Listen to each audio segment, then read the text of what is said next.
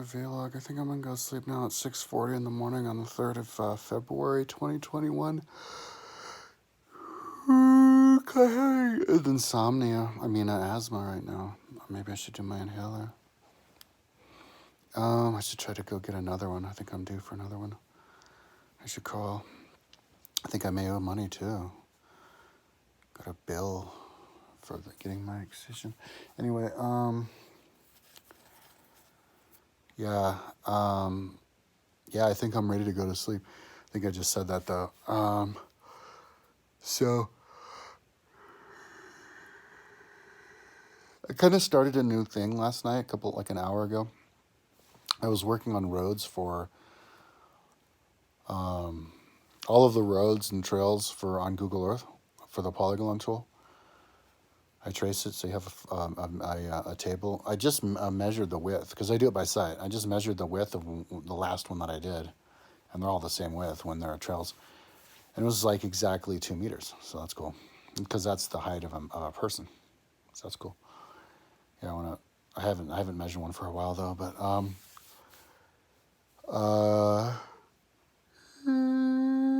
but then before I made these trips, and I think I got them from websites. Yeah, I got them from like a mountaineering website. All the couloirs and like ski routes, I kind of grouped them together in the area, and I traced them with the line and organized them, color code organized them. There's 56 like areas, 56 mountains that I built couloir ski routes off of them. And in the area, and there was like 159 or something, 156 routes. And I'm like 15 in or something on the third mountain. I traced the lines before, but it wasn't totally exact, so I was it's not on the exact location, but, having the lines there helps me know where to put it. But that's kind of going to be a time consumer. I don't know. It's interesting because I know how many I have to do. It's like 100 and what is it, 140 yet? It'll be interesting if I can do like all of it tomorrow. I don't really know. It'll be a while, but it'd just be a good way to calibrate how long it takes me to build these trails, because I know how many I have to do, 156, if I can do it all tomorrow. But but I started most of the day yesterday with tracing. I think I started the day organizing, but then I kind of looked and saw, I was like, okay, let's trace the ones from the lines, because I got on the U.S. Forest Service site and I looked on. They only have the trails registered on the actual forest. They're not even on the Rocky Mountain National Park. So kind of on my own on those ones, but I traced the ones. I split the screen.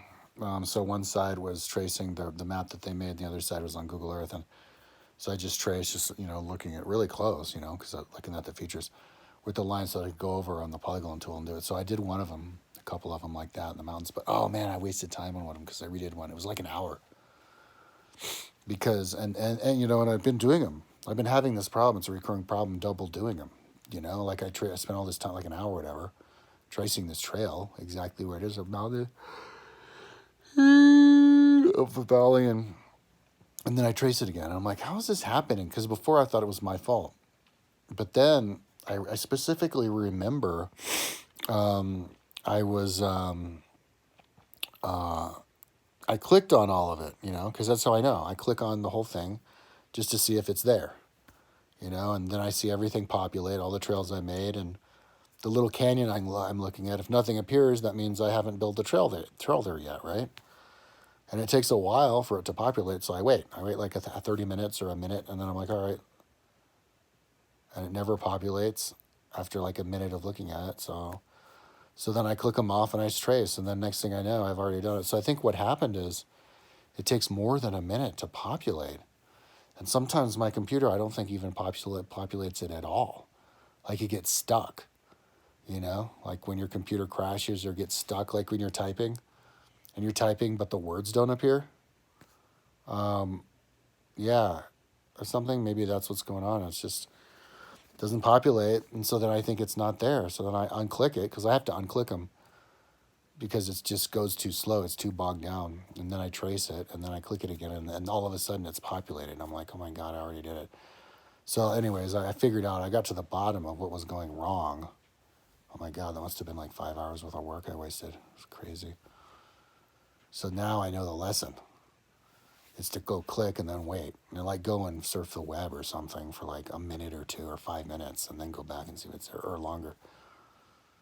But anyway, because I could have sworn I remember doing this one. It was really interesting. I can't remember what canyon it is on the other side from like Grand Lake up to the top. But um, um, um, yeah. So then I did some tracing, along the lines of the other canyons, and yeah, it was good. There's some good ones that I could see the trail. You can kind of just barely see the trail through the trees. There's this feature on Google Earth where you can click, and it hasn't only been around for like a year, but you can click 3D buildings, and that's been around for years. But recently, over the last year or two, they made it so you could go click 3D just trees, not buildings, just trees, and that's going to work great for my Boulder Rome. I was actually hoping that before. I was thinking to myself when I was building this stuff, Boulder on Google Earth, for Boulder, when I want to build Boulder in ancient times in Rome, Boulder, Rome, I was like, oh, that'd be cool if I could just have the trees, because that'd make it realistic, and now they have it, so that's cool. But they actually have more trees, so many more trees now than there were in the past. It wouldn't be realistic for Boulder, ancient Boulder, but for Boulder, Rome it would. But anyway, I was looking at tracing, up the side of the mountain. And then I saw, you see trees on their side, and they're really long. And I measured one. It was 38 meters long, 38 meters tall. And this is pretty high, like 10,000 feet. And so I was thinking to myself, oh, man, so that's how high it would be for standing up. These trees would be sticking way up. Tracing the mountains would look a lot different if they had the tree feature for the mountains. I suppose they'll have that one of these days, right? Especially for Boulder Canyon. Probably Boulder County will probably be the first place in the whole world where they make three-dimensional trees on Google Earth for the entire county. But, yeah, so, whatever. I got to the bottom of that problem. Somebody might be going, well, why don't you just break the project up? Well, because that's how I operate. In order to keep from getting bored, I bounce around, Like I still have a couple of trails I have to finish on the Valmont bike course, and then some more on the Flatirons. I mean, in fact, every single category of trails I don't have complete, which is great because I don't get bored.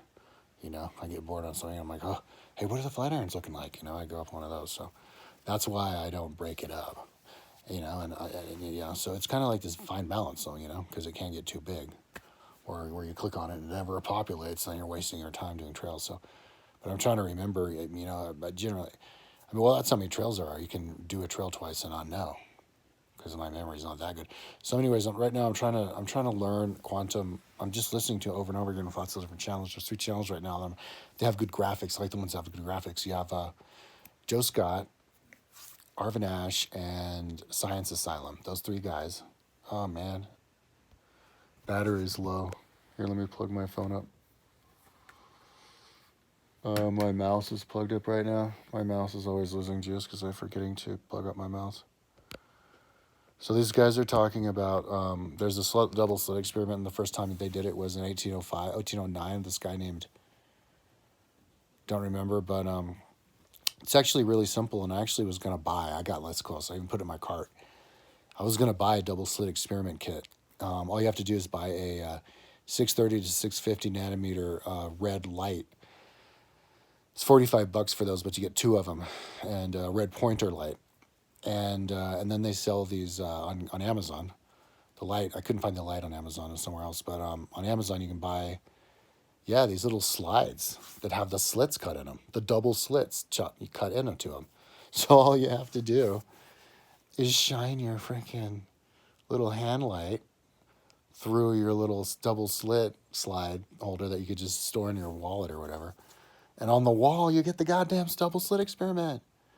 You get the fucking Knight Rider kit, fucking red lights going across, man. And I'm like, what?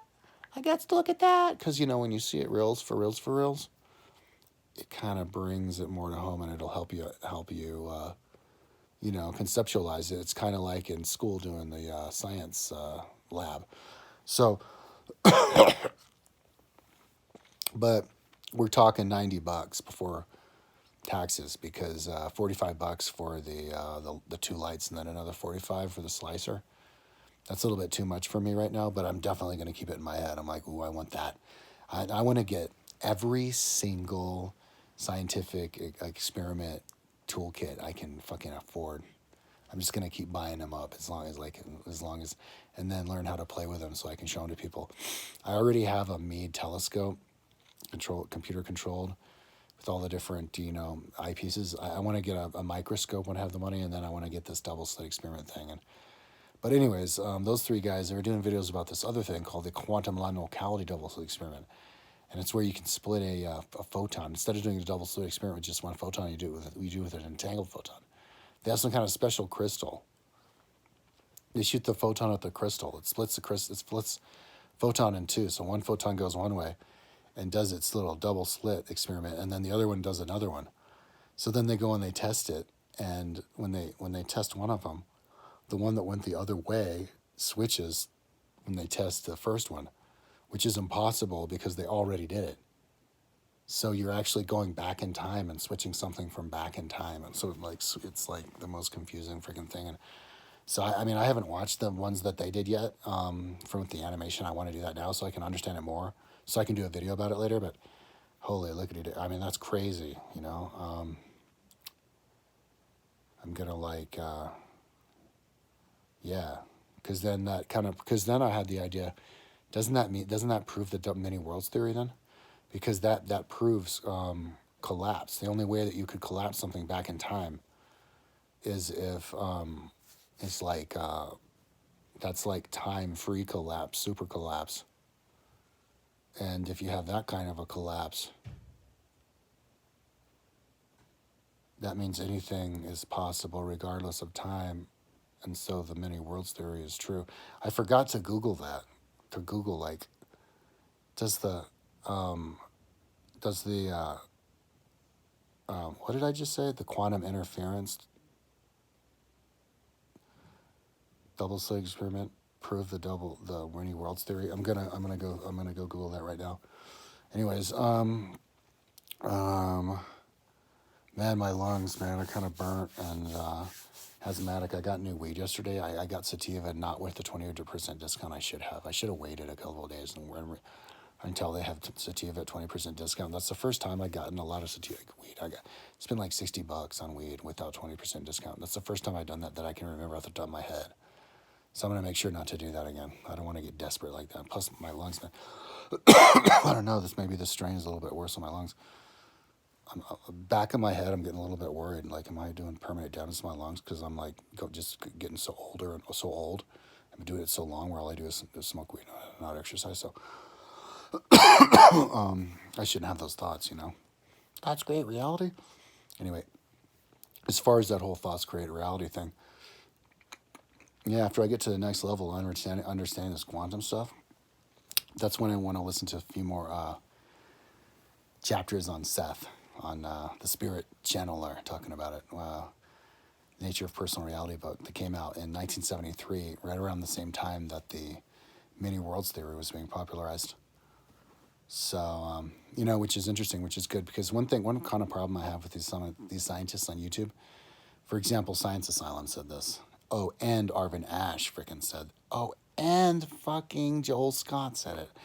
All motherfucking three of those guys go, fooey on those New Agers, like the Secret. Isn't that the name of the movie? Where they try to go, your mind creates reality, and like, it's like, no, not fooey on them. Like, that's the philosophy that sprouts from the science. And the more philosophy you do, the closer you get to the answer. And that's what Jane Roberts did with the Seth book. She's philosophizing about the same kind of stuff that those scientific experiments are doing, and but in a really intelligent way.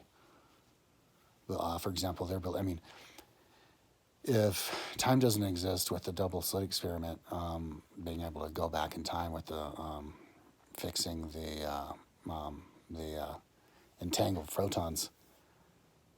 Does that mean that when you reincarnate, you don't necessarily reincarnate linearly? You could reincarnate just 500 years in the past, or then 500 years in the future, and then on another parallel universe, 300,000 years in the past, doing Star Wars or something. I mean, and that's actually what Seth says in Nature, Person, Reality, that reincarnation isn't linear. But anyway, so that's kind of interesting. I think I would say, well, it's linear, but maybe it's not always linear, so you do a percentage thing. I think I've talked about this before, but that's another video. Anyways, enough talking. I'm going to, lie down and have a break. I was thinking about going to the store and getting an energy drink, but I had an energy drink last night. So, I hardly ever get an energy drink at the night and then work all day in the morning and then get another in the morning. Get 2 of them in a day. But technically, it's not 2 in a day, because when I got it it was before midnight, but yeah, I don't think I should do that. I kind of still feel bad about, not doing the 20% off for the weed, because that's kind of like 20% weed. It's like buying weed and then having to get rid of taking 20% of it and just throwing it away. It's like, what the hell did I do? Why did I get desperate like that? But the work that I'm doing, it was a little bit tedious. And I guess I couldn't deal with the thought of going one day without smoking weed. I went to my mom's house yesterday, and because I was going to help her find these papers. But as I was riding my bike there, I was almost always there, almost already there, and I got a text from her saying, "I'm too tired, I don't want to do it." But it was too late, so I got there, and I think she gave me some food. But I can't remember what she gave me, but I had some food. Hung out with her a little bit, and then came home. So I guess I'm going to have to go there tomorrow. Oh, no, I didn't sleep. It's like, yeah, she gets sleep now and try to get up as early as I can so I can go and look at the papers for her tomorrow. But, so then I came back. But I was going to tie that in something, but I guess not. So anyways, that's one of the thing that I did. The exercise I got yesterday anyway. So, okay, so yeah, I'm going to go to sleep now. And, oh my God, I was a little bit borderline overwhelmed when I decided I was going to go ahead and try to trace all the climbing routes, because there's 156 of them, but and they're climbing routes, so they're really narrow, so they take a long time. It's kind of equivalent to doing a road for cars, only for miles and miles long. So I was like, me oh my, what have I got myself into? But then when I do that, I kind of back up and I go, you know what? I gave myself all year. If I give myself all year, I could, I could put serious dent. And the fact of the matter is, whenever I feel overwhelmed, that overwhelmed, depressed feeling, which I don't feel sorry for me, but I kind of feel it a little bit, when I dabble in it.